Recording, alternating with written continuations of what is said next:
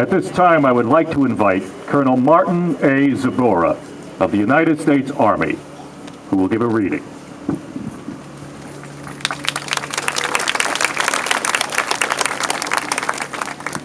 Good afternoon. It's an honor to be here today, and I've asked to be given a reading of President Bush's address to the nation on September 11th, 2001.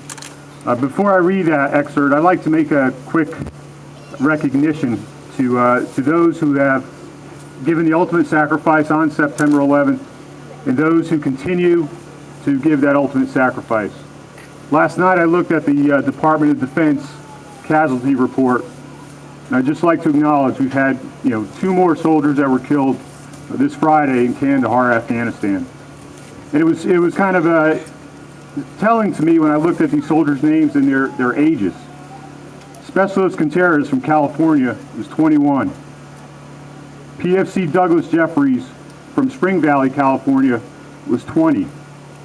These soldiers were 11 and 10 years ago when we went through September 11.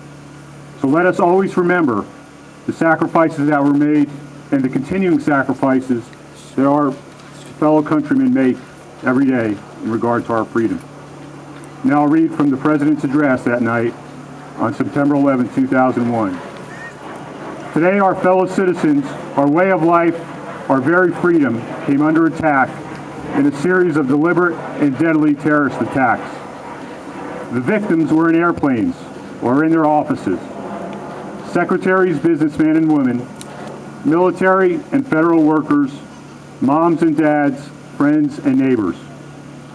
These acts of mass murder were intended to frighten our nation into chaos and retreat. But they have failed. Our country is strong. A great people has been moved to defend a great nation. Terrorist attacks can shake the foundations of our biggest buildings, but they cannot touch the foundation of America.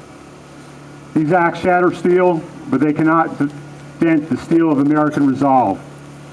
Today our nation saw evil, the very worst of human nature, and we responded with the best of America, with the daring of our rescue workers, with the caring for strangers and neighbors who came to give blood and help in any way they could.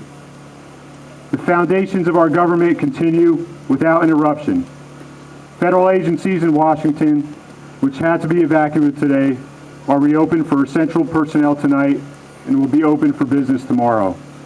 Our financial institutions remain strong, and the American economy will be open for business as well. I've directed the full resources of the intelligence and law enforcement communities to find those responsible and bring them to justice.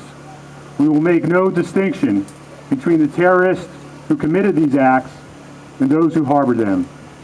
This is a day when all Americans from every walk of life unite in our resolve for justice and peace.